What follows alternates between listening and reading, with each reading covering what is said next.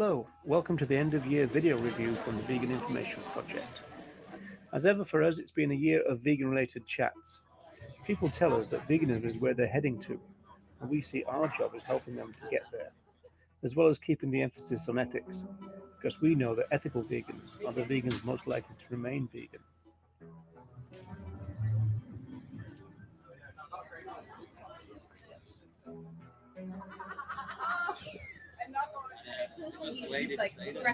The Vegan Information Project is a grassroots, cross-sectional, all-volunteer group. We're out every week in Temple Bar Square in the very centre of Dublin. Sometimes we do 10 to 6, other times 10 to 4, and that depends on the weather.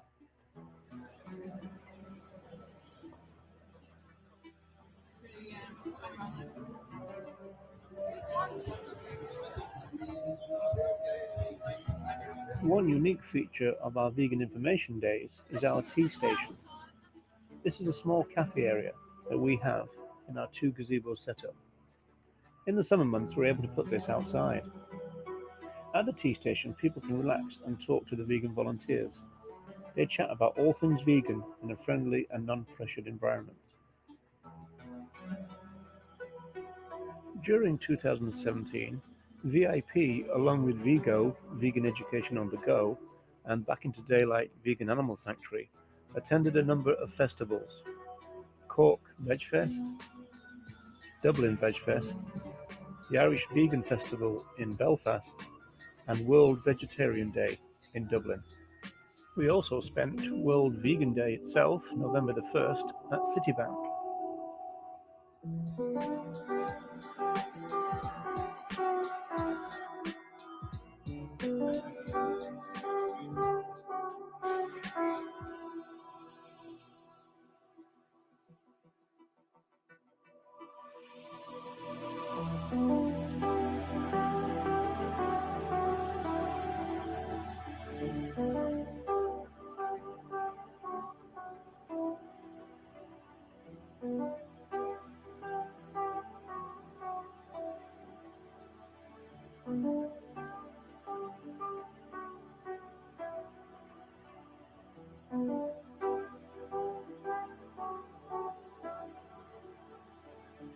Our display materials are a deliberate mix of zine style and more standard looking posters and banners. We also have a large A board for literature. Some people really like the retro look of the zine style material.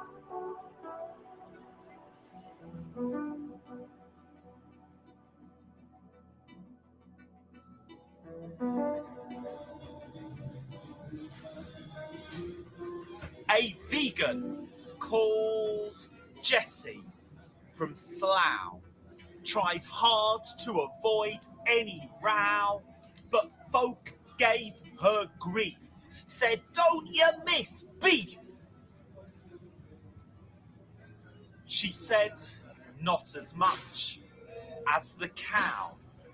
Hello, my name is Dommy V and I am a poet, and I'm going to be at Cornucopia on Saturday at 10:15 a.m. with the show Spark the Goblin Wizard. It's a show with silliness, it's a show with adventure, danger, compassion, fantasticness.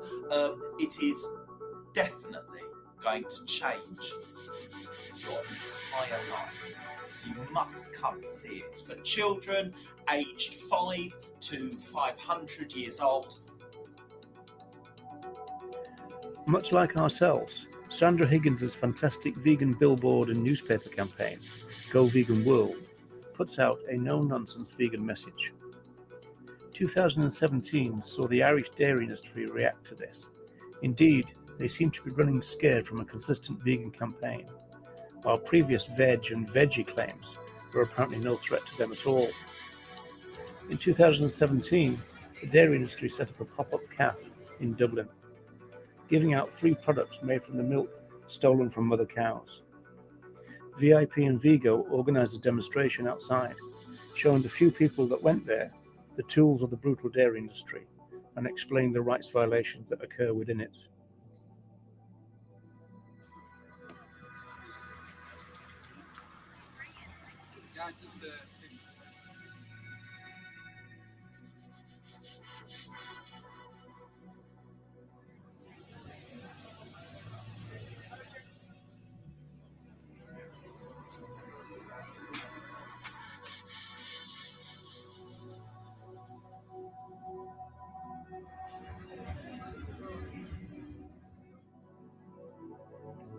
During 2017, VIP have helped with the excellent Food Not Bombs events in Dublin, organised by Bernie Wright of the Alliance for Animal Rights. Food Not Bombs is an initiative to distribute clothing, bedding and vegan food to the homeless. Yes folks, some vegans really do find themselves homeless.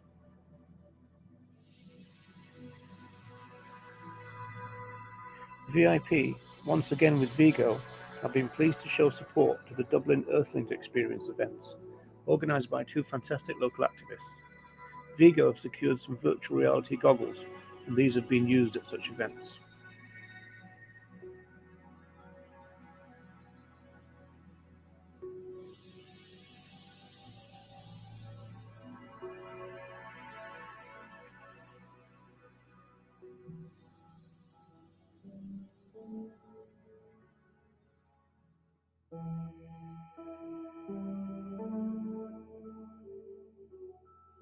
Finally, we at the Vegan Information Project dedicate this 2017 end-of-year review to Tom Regan, author of The Case for Animal Rights, Defending Animal Rights, The Animal Rights Debate, and many other books. Tom Regan sadly died in 2017.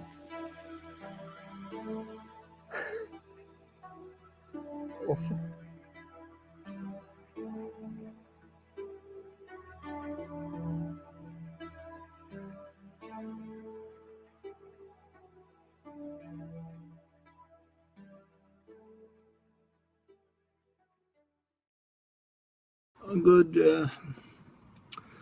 Good day, Earthlings.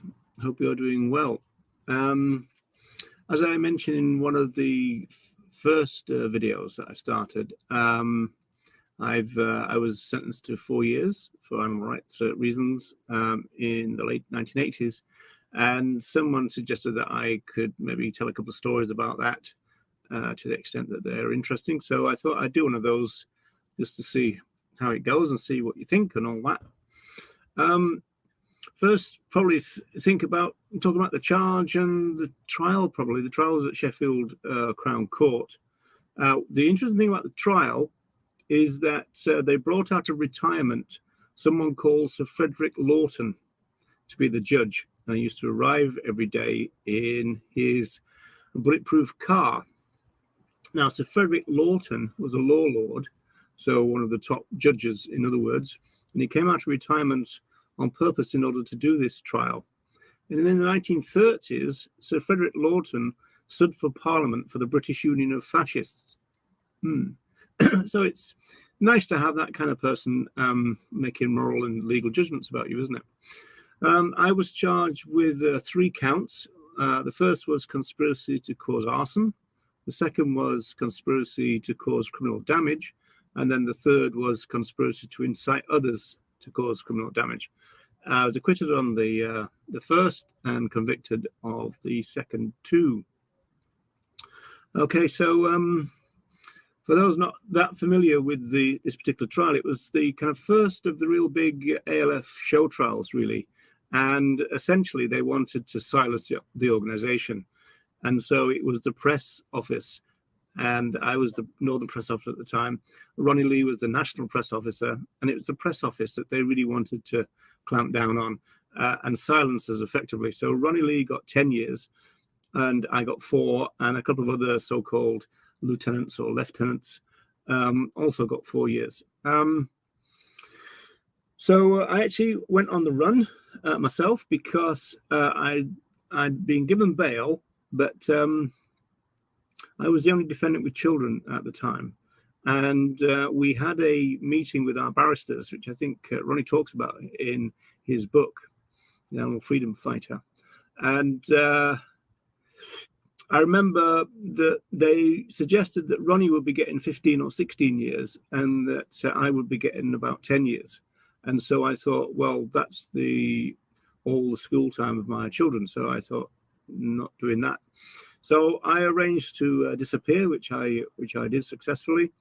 In fact, I was working on an organic farm, and I got called in by the owners to hear my sentence, which was quite interesting. They said, the sentence is on the news, come and see what you got. And so I went trotting in, And so it was 4 years and not 10. And so that immediately begged the question, do you kind of give yourself in because it's relatively short compared with the 10? I didn't actually do that.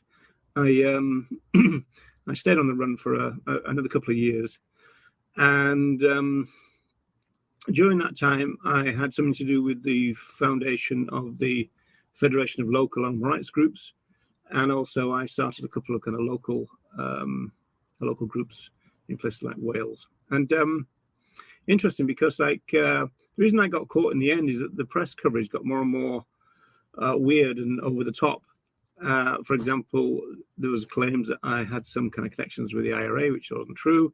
Also that I was going around Europe stirring up trouble with anarchist groups, which also wasn't true, and such like. And so eventually the kind of pressure got a bit too much. And also there was an alleged bombing in Bristol, which even the police don't think was an animal activist thing, because we moved allegedly from incendiary devices to Semtex explosives, and even the police didn't believe that. So this trial was based on incendiary devices, which of course the press always called bombs, kind of fire bombs, this kind of stuff, which is not true. There's no explosive involved. In fact, the combustible part of these devices, which fitted into a cigarette packet, was 2 firelighters. And then there was a particular way of igniting these 2 firelighters. In fact, really, in terms of the conduct of the trial, that really was the only mistake that Lawton made, because he didn't know what firelighters were. And so he had to be told what firelighters were. And that kind of raised a few eyebrows, I suppose, for the somewhat working class jury that we had in Sheffield. So, yeah, see, the thing is, what it was an anti-fur campaign at the time. And you would place one of these things underneath a piece of furniture. And rather than being a firebomb, the actual idea was to create smoke.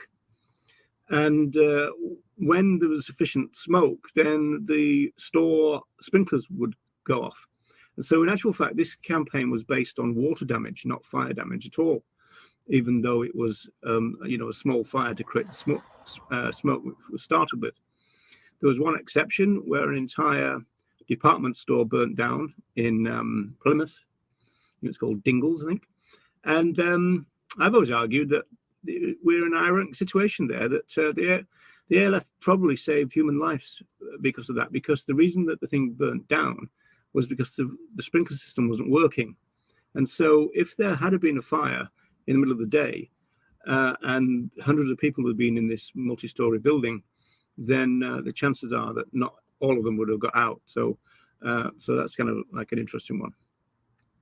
Okay, so that's that, like the kind of the trial bit and the charges. And as I said, I got 4 years. And eventually I found myself at Wymot, which is a semi-open prison. And so let's think of a couple of things that happened there. There's one which is very relevant to the animal movement. But first of all, I'll talk to you about the kind of like power relations that went on the wings. What used to happen is that one part of the prison was an induction part. And so you would come in there and you would stay there for a week, and then you get allocated onto a wing. And so what they would do there is they would split people up, especially the ones that, as it were, work together on the outside. Also, some of the ones who are trying to get at some of the people because of grassing and all the rest of it that was going on. In fact, there was a time when I was in a particular cell, and suddenly there was a lot of kind of barricading going on because there was people outside with knives trying to get in, and the people inside with knives trying to stop the people getting in. And this was because some people who thought they'd been grassed had come from another wing in order to sort the grasser out. So there's a bit of that going on. And so what used to happen is I used to go through education, and I would come back before the people doing the work, which is called labor, came back. So I would be sat in my cell, and all the new people would come on, and it was a little bit like kind of reestablishing the pecking order every Friday. And so all these people would come on, and some of them were kind of, you know, walking on a little bit like Clint Eastwood and stuff. And so there's a little bit of like pecking order sorting out. And they used to call me Mr. Vegan in the prison. And what used to happen is that, you know, people would come in and they would say to people they knew, you know, who's that? And said, you know, that's Mr. Vegan, leave him alone, he's all right, you know. And so if you had somebody to vouch for you, that was a good thing. And so all these new people would come on and kind of ask me for a smoke. And I said, I don't have any, you know, tobacco, which I didn't. Well, I did to sell, but not for smoking. And then half an hour later, they would come back and go, you know, just enough for one, mate, kind of thing. I go, look, sorry, I still don't smoke, you know. So there was one scenario now, I was in somebody else's cell. Sometimes some of the people would call me in to finish off their crosswords for them because they were getting a bit stuck with the sun crossword, as it were. And so I would help them out, and they really appreciated that. And I was in the one guy's cell, and he was sat there, and there was a pile of tobacco on his desk. And so he was sat behind his desk. There was a pile of tobacco on the desk. I was sat to the side on the bed, and then the door. And then this guy comes in, and he said, can I have some snout, mate? You know, completely out of it, just on the wing. And this guy goes, I don't have any. And so the new chap looks down at the pile of tobacco and back up again and said, you know, just enough for one, mate, you know, please, kind of thing. And the guy goes, I just told you I don't have any. And so the guy looked down again at the pile, and it was one of those, you know, it ended up being a little bit like a film, you know, there's a bit of a standoff going on. And I was thinking, geez, it's going to kick off, you know. And so it grew and grew and grew with the tension. And then eventually the new guy backed off. And that's how the pecking order was kind of sorted out.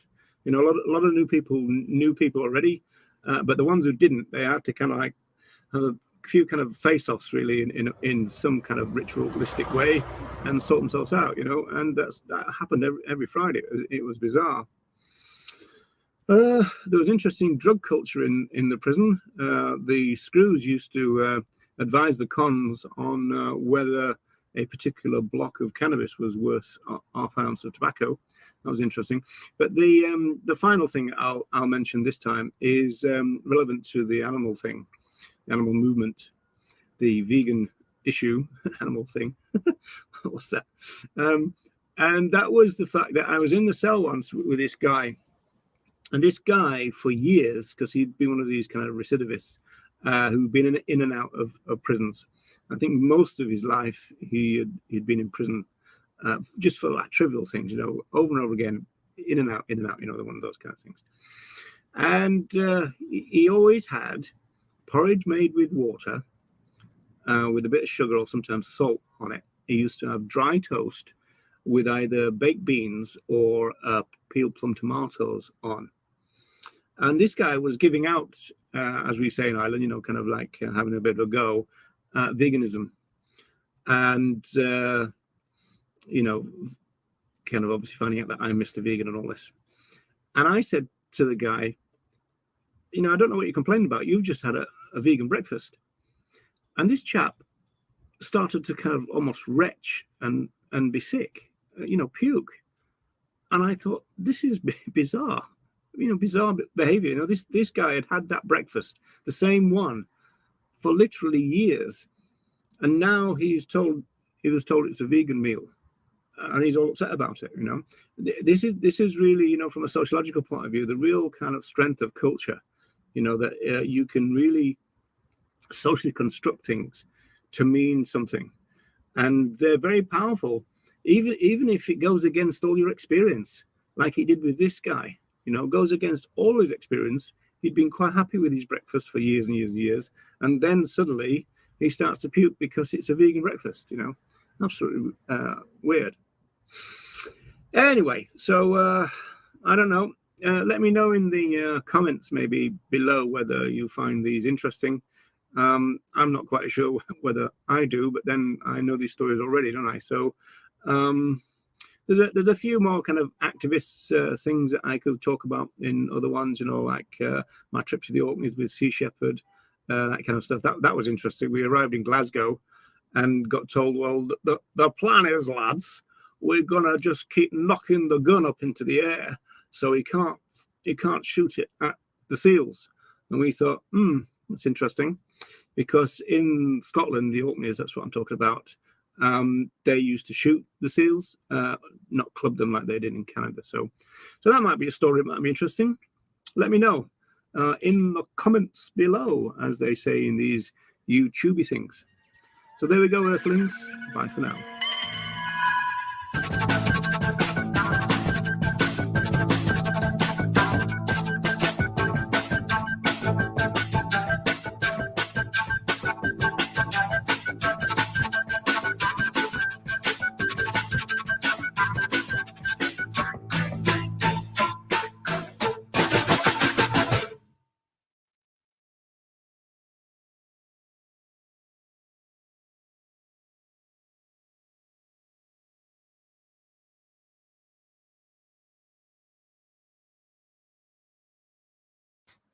Well, good morning, Earthlings. So I was just looking at the old Facebook, as one does, and I saw that Kevin Watkinson had put up a post. It's interesting. I remember I gave a talk about rights-based animal rights at VegFest in Brighton, and I was asking people, have you read this book and have you read that book? Peter Singer, Tom Reagan, Gary Francione, Joan Denea, and virtually the only hand that kept going up was that of Kevin. So the well-read Kevin Watkinson put a article written by Melanie Joy in The Vegan about that vegans should kind of avoid being disrespected. The same Melanie Joy, of course, that writes in the famous book that it's possible to procure eggs and dairy without violence, which is a remarkably non-vegan thing to say. So Kevin speculates about whether the current habit of the reducitarians to mock vegans is a kind of way to build on a stereotype and then utilize it. I think there might be a lot in that. We certainly see Tobias Leonhardt mocking the philosophy of veganism all the time, trying to say that vegans want the smallest club in the world and that we deliberately make veganism hard because we're proud of the hardness of it and this kind of stuff, which is a total misreading of vegan motivations, I think. Brian Cateman mocks vegans as hippies or people who are extreme enough to get themselves into cages and do demonstrations.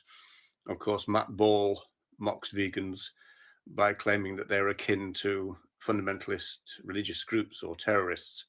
So there's a lot of it kind of going on. Sebastian Joy mocks vegans as part of the crazy vegan stereotype that he and Leonhardt perpetuate. The idea that consistent vegans are in some way mentally ill. So there's a lot of negative stereotyping going on from the reducitarians. And Kevin was essentially saying, can that be utilized? And I think it can. In fact, I remember the time when I was a press officer for the Animal Liberation Front, and the ALF always had a non-violence policy to some extent or other. And I always remember the third policy being cause no harm to humans or other animals. And some other groups sprang up on the basis that they wanted to declare violence towards humans. So the three I could think of, which the Hunt Retribution Squad, the Animal Rights Militia, and then the Justice Department.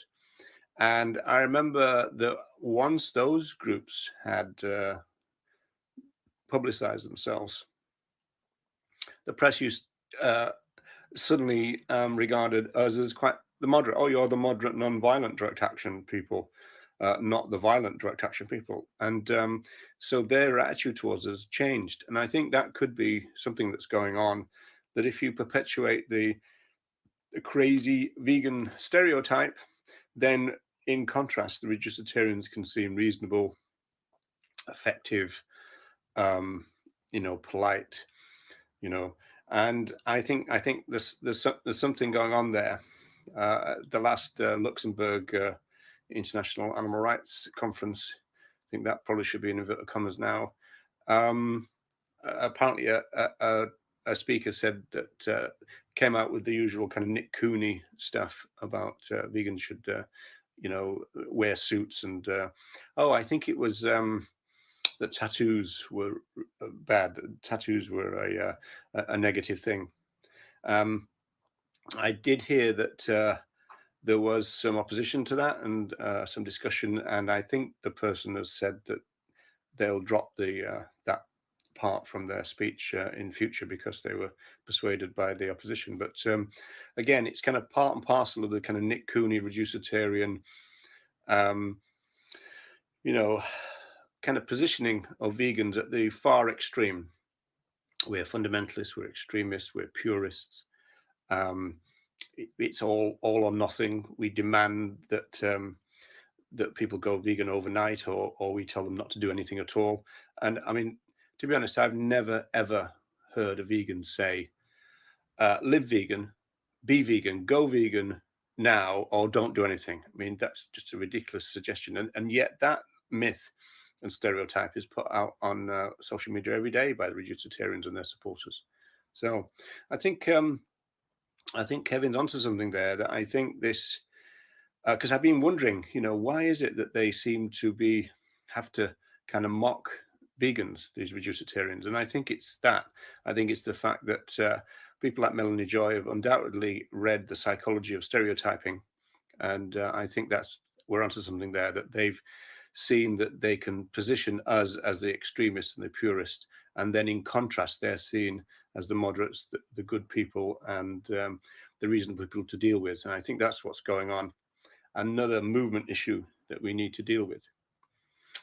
Okay. See you next time, folks. Have a good one.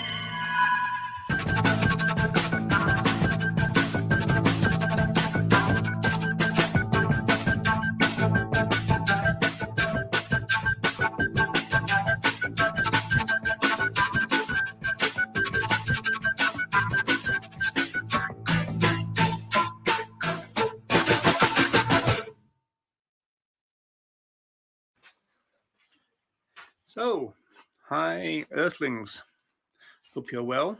I always start my my lectures at my university by saying hello to the Earthlings there. So we had a Vegan Information Day yesterday, and this is a Vegan Information Project event every week in Temple Bar Square, very famous part of Dublin, right in the middle of the city. We have a double gazebo, which means 6 meters by 3 meters of outreach space. And so we do vegan information outreach from 10 in the morning till 6 at night.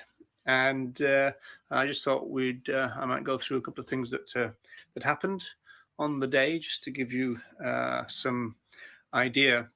Particularly relevant in the sense that, we're still getting some indication from some people that veganism is a scare word. We're not finding that at all. In fact, if you've seen any of our video diaries, and I'll put the link to all the ones that we've done so far from this year below, along with Vigo, Vegan Information, Vegan Education on the Go, we did over 50 video diaries for last year. But as you'll see, people are not scared of us, not scared of the word, even though we've got very big vegan banners all over the place. And so, this idea that veganism is a scare word, and this idea that it's too early for veganism, that we're in a pre-vegan phase is rubbish in my view. So what did happen on the day? We give out via life plant-based cheese samples, and they're always popular. And we were giving out the pizza one and the smoked one. Yesterday, smoked one was very, very popular. We've also got a restaurant guide for all the vegan-friendly restaurants and cafes in the area, which is really popular.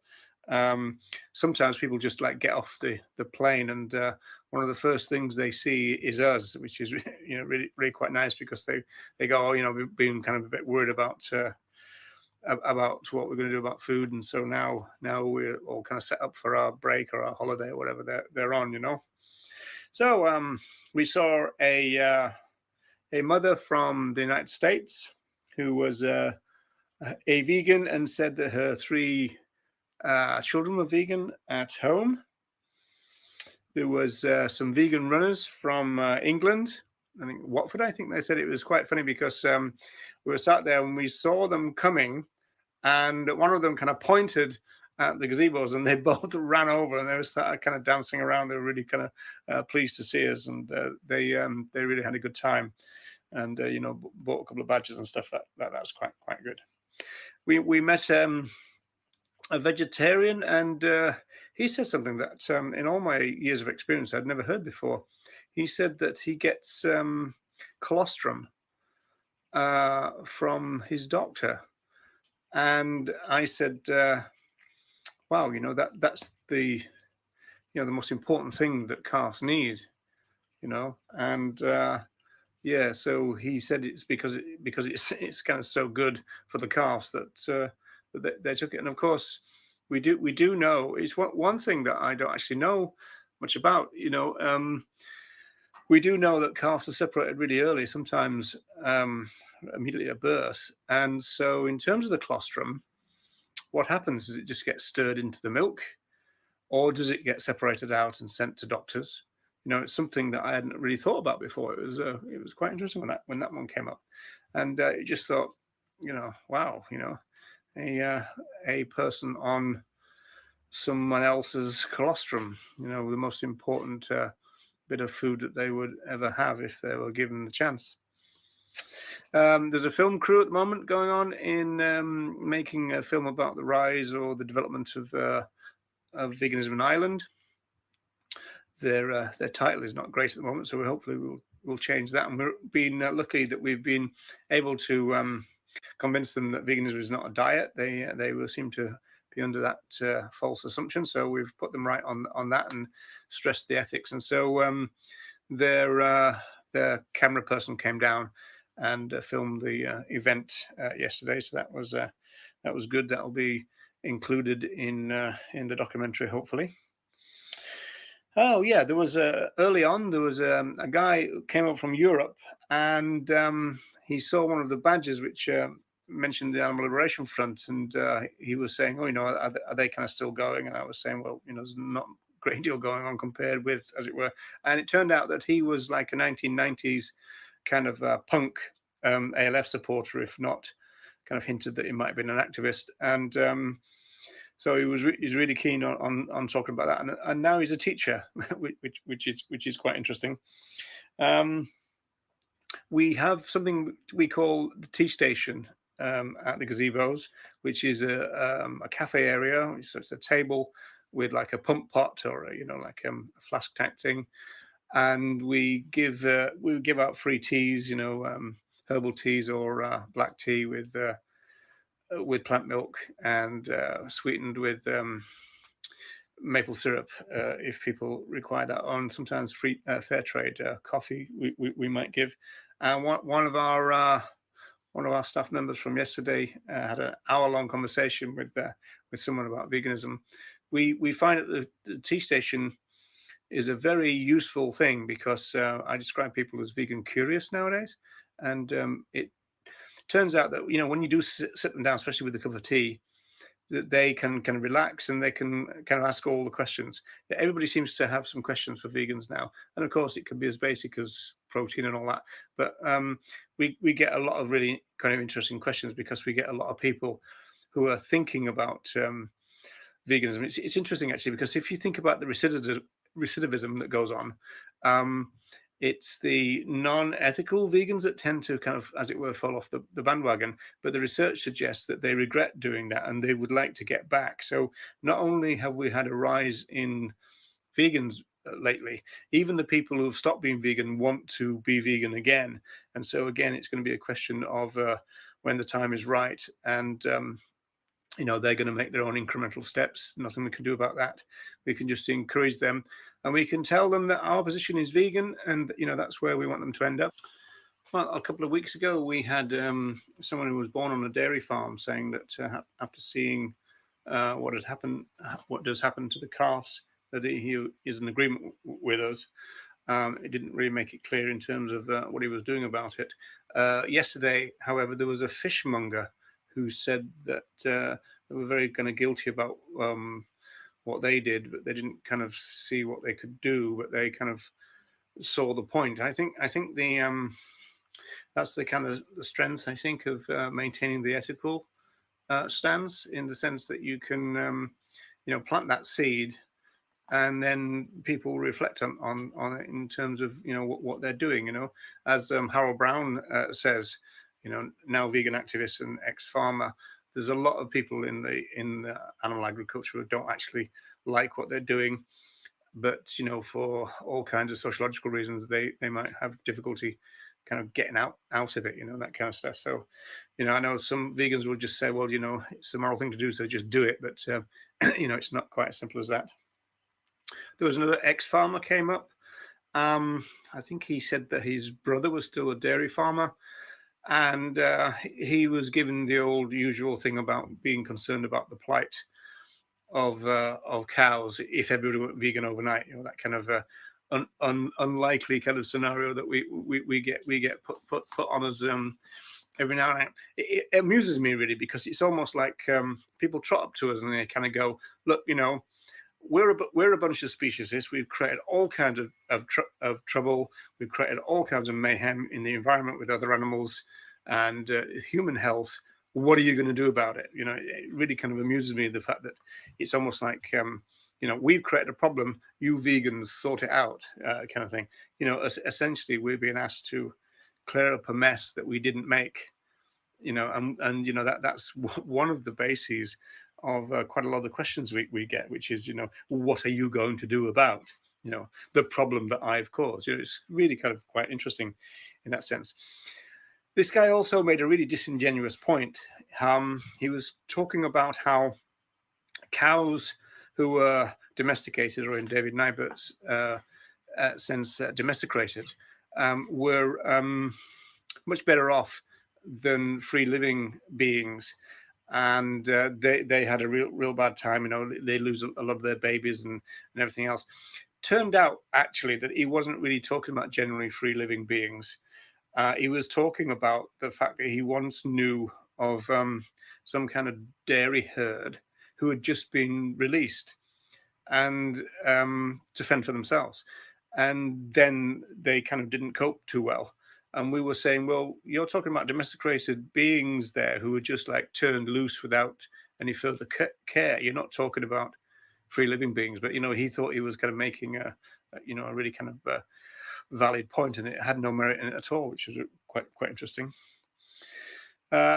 Interesting family came up. They loved the I Love Feminist badges.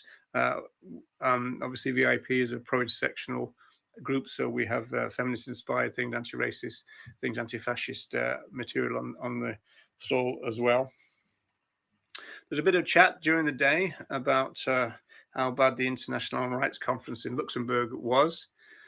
Unfortunately, now kind of the preserve, it seems, of the reducitarians, so that's a real problem. So there's a bit of chat about that, because some of the Irish activists went over that over there for this. They tend to do it every year. I went in 2012 and gave a talk there, but 2012, 2013. That's when Steve Best was doing the keynote, and now we've got reducitarians running the shop. So something weird is going on.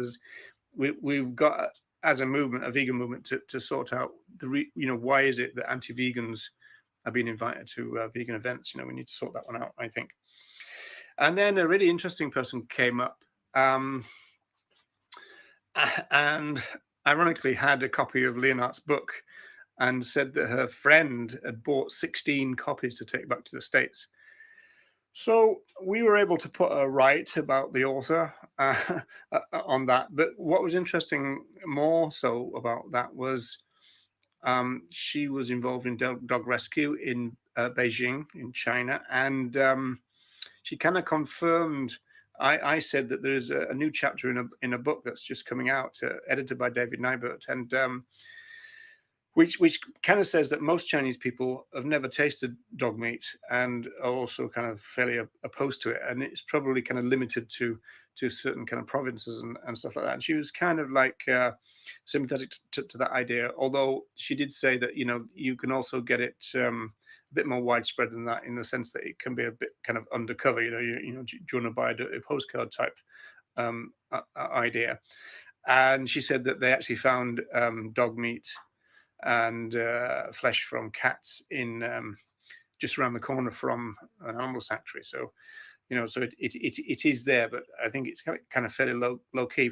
What she did say is there is some problems, because some Westerners arrive apparently, and they find people who are killing the dogs, and they ask them to do extra bad things to them in order to film them. Now, that's interesting, because it's always been a bit of a worry to me that you get the same film and the same images being put all over social media, and that prompts all kinds of racist statements. And according to this person who lives in China, they're saying that it's kind of like a bit of a setup, really, a bit of a stage thing. And she thought that there was no real evidence that some of the most nasty things that we see is very prevalent or is repeated nowadays. These are kind of like old images that are just kind of like recycled, if you like. So I thought that was quite interesting. That's really kind of like a bit of a rundown of some of the highlights of our Vegan Information Day yesterday. Thought you might be interested. I hope you are. And yeah, see you again next time. Bye for now, Earthlings.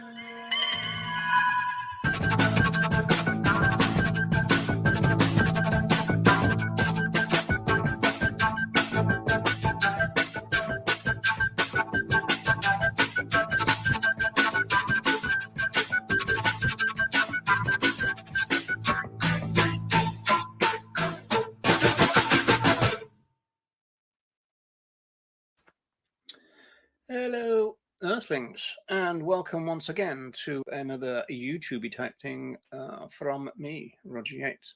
So now the volunteer group that I am the organising volunteer for, the Vegan Information Project, has a rather jaundiced view about the mass media.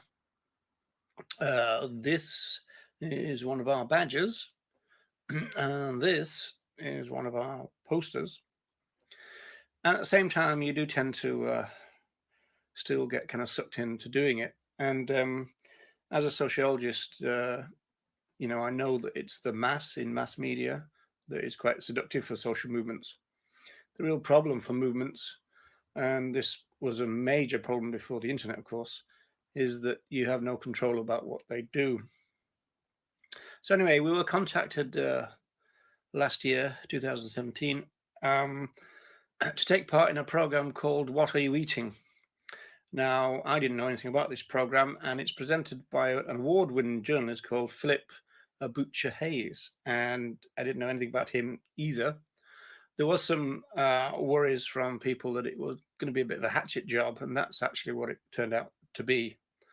The guy kind of went vegan for a month and suffered terribly with his health, to the extent that he's supposed to have lost 2% bone marrow and 3% muscle or something, which sounds like almost like an impossible thing to do in relation to 1 month in a plant-based diet. And so anyway, it looks like, it turns out that he was recommended by a nutritionist or dietitian on the program to take supplements, because, as you know, all those vegans were rattling with all these supplements. I tend not to take them myself very much. My sister, also a vegan from the 1970s, never taken them. You know, I take a multivitamin now and again if I remember. Don't feel any different whether I take them or not, to be quite honest, but there you go. Anyway, he was recommended to take these supplements, and he didn't do that on the grounds that he said that nutritionists are worried at the moment about some young women going vegan or plant-based without really doing much research and without supplementation. And so he deliberately adopted a kind of difficult plant-based diet. And so I suppose, you know, in that sense, he you know, the results were kind of predestined in a way. He's also a hunter, this guy, and so in a program about veganism, he still had a dead deer and a dead duck, and had some guy talking about whether human beings or humanity in general had always eaten flesh. And this guy seemed to think that they did, which is a controversial thing in relation to things about early humanity. Some people who subscribe to the idea that we're more likely to be herbivores probably thought that early humans might have been scavengers. But even that phrase that I've mentioned before, which I dislike, hunter-gatherer, you know, some sociologists say gatherer-hunter, as it were, to get the quantities right. And a lot of people use the term forager as well. And so we were probably foragers and also scavengers, but that's not really an image that we like. Okay, so ideologically, that's not going to wash with us. So, you know, we need to be man the hunter, you know, humans the hunter, but generally speaking, man, you know, it's a gendered position. And often it comes from early anthropology. In fact, I'm going to read you a little passage from Jim Mason, and this, it's a book, yeah, full of pages. I'm going to read from page 73. Yeah, it's got lots of pages. This one's got over 200. Okay. You'll have to Google what a book is, I suppose. All right, so 73. And he's got a chapter, it's called Before Agriculture, A World Alive and Ensouled. And he's got a subtitle called Male Bias. And he says, male chauvinism, as we've seen, has long been at work in the field of anthropology. Male anthropologists have tended to play up male contributions to humanity and to ignore those of the female. Women, they assumed, were too busy nursing babies and tending to home fires to get involved in art, technology, and culture. Until recently, for example, male-dominated anthropology had not bothered to study the catalogue of large numbers of grinding stones that women used. The study of presumed male tools, on the other hand, went into obsessive proportions. Nearly everything with a sharp edge was identified as an early great hunter's spearhead. Then thousands of these spearheads were classified into types and subtypes, and so on. From this perspective, it looked as if men were sophisticated tool-using and making beings, while women were all thumbs. Lately, better analysis has revealed that many of these spearheads were actually digging, stripping, and chopping tools, probably made and used by women. Okay, so that's An Unnatural Order by Jim Mason. It originally came out in 1993. That's a 2005 version. Well worth getting that book. It's really kind of interesting. So this is kind of like a thing that we learn in sociology, even that, you know, the early anthropologists, usually kind of white middle-class men, whenever they did indeed find a sharp edge, they would, you know, they would classify it as a weapon. whereas more feminist-inspired anthropologists looked at the same data, and as Mason says, they found stripping tools and kind of tools for cleaning, or maybe doing things like scraping the skin off a carrot, something like that. So that was another kind of biased aspect of it. So I've extracted out the bit that we did, and so the film crew came to the Vegan Information Project Vegan Information Day on a very, very cold end of 2017 year, and it was actually the one of the times when we had a Christmas market there. So you'll see lots of small gazebos in front of our double gazebo. I thought it was worth including this on the grounds that this essentially is about the only part where the vegans managed to say something at all, and obviously me being a rights-based person, I talked about rights violations. So I hope you like this bit. I think it's only about 3 minutes long, but enjoy, as they say. The core vegan message is that meat is murder, and at the Vegan Information Project's weekly Temple Bar stall, virtual reality goggles are used to give an immersive view of factory farming in the UK and Europe. It's a short film, and you're in the position of a pig who is in a crate, and then there's a slaughter scene towards the end. Okay.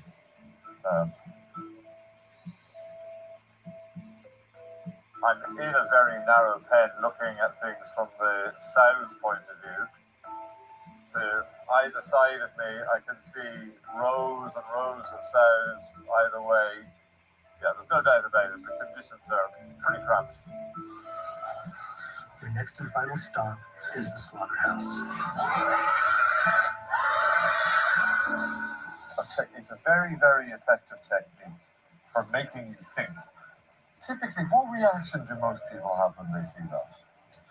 Usually they're fairly shocked because, it's a kind of scene that they've never really seen before. When they see it in such a visceral way, in the sense that they can actually be there and they can look around, they can see the ceiling and that, and it gives them that real feeling of being there. And for you, what is wrong about slaughtering an animal? Well, for me, it would be a rights violation. What do we have the right to do? Do we have the right to control someone else's life from conception right through to slaughter? And the case for animal rights says that we don't. Okay, I suppose my issue with that is that it's social philosophy. That's not the best way of determining how to eat. I mean, first of all, veganism is a philosophy, not a diet. It's much wider than that. It talks about food security, talks about rights. It's a much broader thing. I mean, everybody in the world could be fed if the world was vegan. And has it made you think twice about eating meat? In theory, it would actually, yeah. It's very strong seeing how it's done there. It's a lot of difference when you do it with like virtual reality. Disgusting, like. Having become vegan, how many people are falling away from it because it was a faddish kind of thing, and how many are sticking with it as a lifelong choice? It tends to be the case that it doesn't really matter why people go vegan initially, but if they don't engage with the ethics fairly soon, then they might get a bit wobbly on it. Yeah, so that was our bit of the entire program, and managed to get a few points over it. It is edited in a little bit of a weird way. In fact, the way that it works is that they basically had about 6 questions that they asked over and over again over a period of over an hour from different angles. And I remember Butcher Hayes particularly kept saying that, we all die, and so kind of what's the difference? And I kept making the moral point that there's truly an ethical difference between being killed and dying, So I just, he kept repeatedly asking me the same question. I kept answering in that vein. Another thing I ought to clarify, I suppose, from VIP's point of view, is that they did use footage from Animal Equality, and obviously it's Animal Equality footage that is on the VR goggles that we do use in Temple Bar Square. Now, I used to know the people who founded animal equality in Spain, Sharon and Jose. They've kind of gone a bit careerist and gone to the States. And I just wanted to mention that we don't approve of the fact that animal equality has recently had a $500,000 grant from the Open Philanthropy Project in order to do cage-free campaigns. So we don't approve of that.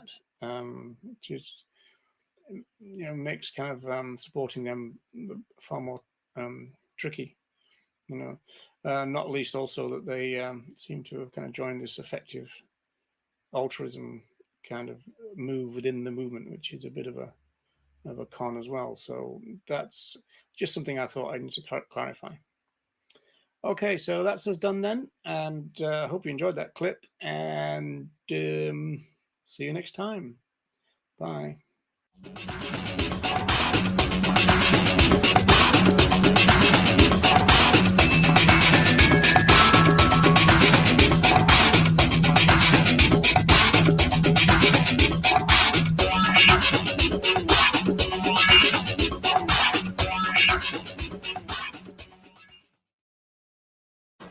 But I think everybody has that capacity to stop and think and say,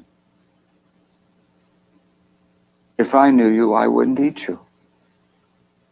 And in some ways, it really is that simple. Chris, you talked about the corporate state and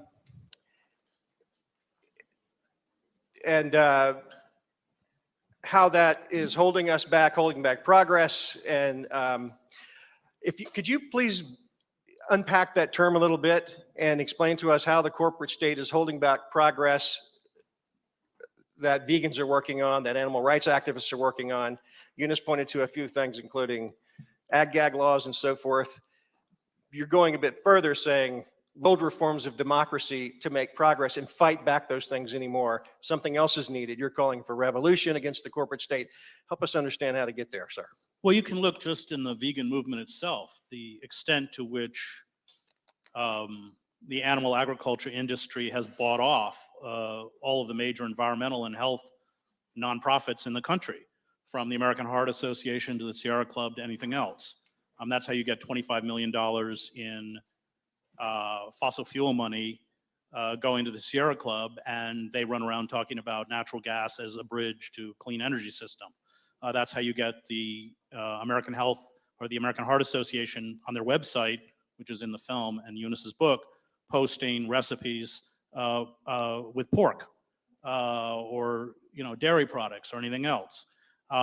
This corporate coup d'etat, which was unleashed in the early 1970s in reaction to the empowerment of all sorts of peoples, feminists, environmentalists, African Americans, and finally giving them a voice in our society. And I think Howard Zinn has done a very good job in The People's History of the United States of explaining how we were never set up as a democracy. Read the Federalist Papers. The framers of the Constitution were terrified of democracy. And if you want to know what the kinds of people they were, you can walk up the staircase of this mausoleum to white supremacy, including up at the top of one of the stairs, Major A.H. Baird in his Confederate uniform. That's where we came from. And it has been a long battle in a lot of lives. We had the bloodiest labor wars in U.S. history in order to open up that space. And just as we saw on the eve of World War I, the rise of powerful populist movements that were crushed, subsequently, the same was true in the 1960s. And corporations began to pump massive sums of money, and it all was laid out. The blueprint from it was the 1971 Lewis Powell memo. With the only two people that are named in the memo are Herbert Marcuse for apparently taking over our universities, and Ralph Nader. And that's what happened. So we've been sold this false ideology, utopian ideology of neoliberalism, that societies should kneel before the dictates of the marketplace, that somehow this is rational, and we've seen the consequences of it. But all of our institutions, including the Democratic Party, have become beholden to corporate power. The tragedy of the last election is that we had a candidate, Bernie Sanders, who would have demolished Trump in the general election, but the Democratic Party elites. Bernie would have won. The Democratic Party elites, if we took away all of the Clintons' dark money, corporate money, she wouldn't have stood a chance, and these figures like Schumer and Pelosi would have all disappeared. But they fixed the system, whether it was by denying the right of independent voters to vote in primaries, and most of Bernie's young supporters were independent voters, stealing the Nevada caucus, and at this point, we don't have any time left, as Eunice said, because of the rapid disintegration of the ecosystem. We have to begin to build mass movements that frighten those in power. That is how power works. It's a game of fear. There is a passage in Henry Kissinger's memoirs, do not buy the book, where Kissinger and Nixon are standing in the White House. There's a huge, tens of thousands of people in an anti-war demonstration surrounding the White House. Nixon has put empty city buses end to end as a kind of protection to circle the White House, and he's looking out the window going, Henry, they're going to break through the barricades and get us, and that's where we want people in power to be. That's not going to happen until, and I've lived in France. What was the check on Sarkozy, who was in many ways as much a cretin as Trump? It was the fact that the farmers would drive their tractors into the center of Paris and shut down all the streets. My son did graduate work, my older son, in Paris, and I said, why don't you go ask these French students what they would do if they had to go into debt for $30,000 or $40,000 a year to go to college. Well, you know just what they do, that they shut the damn country down. And that's precisely, we have to regain that kind of militancy. The failure on the left is that it forgot that it's not our job to take power. It is our job to hold power in check. Power is always the problem. Who was the last liberal president in the United States? Richard Nixon. Not because he was a liberal or had a heart, but because he was frightened of movements. That's how we got the EPA. It's how we got OSHA, all this legislation written by Nader, by the way. It's how, he even proposed universal health care. We have to reassert and regain our power. And that's not going to come by putting blind faith into institutions like the Democratic Party that have surrendered to corporate interests. Thank you, Chris. Is a serious problem in the movement is we've got a movement that basically tells people to go ahead and promote happy exploitation or reduced exploitation or whatever as a morally good thing. I think that's nonsense. We would never do that in the human context. And, Chris was talking about how corporations have bought off the environmental movement and the health movement. They've also bought off the animal movement. In 2005, something incredible happened. Peter Singer, the father of the so-called animal rights movement, together with PETA and Farm Sanctuary and Compassion Over Killing and Mercy for Animals and Viva and all these other groups, signed a letter, a public letter, expressing appreciation and support to John Mackey and Whole Foods for their pioneering, I think was the adjective that was used, system of happy exploitation. And what's happened with the movement in this country is they've been bought out too. And they are not willing to promote veganism as a moral baseline because they're just getting too much support from the exploitation industries. And they're getting too much support from people. Look, if you care about animals, but you want to continue eating that stuff, what do you want? You want one of these experts, one of these large organizations to say, you know what? That's okay. As long as you care, as long as you eat a little bit less, as long as you buy a little bit happier, you're a good person. You're doing the right thing. And you know what you do? You say, yeah, that's right. And you write them a check. And that's why it's all gone to hell. And that's why we've got to resurrect it. And as Chris says, this is not something that's going to happen as a result of some organization. This is something we've got to do as individuals. And we can do it.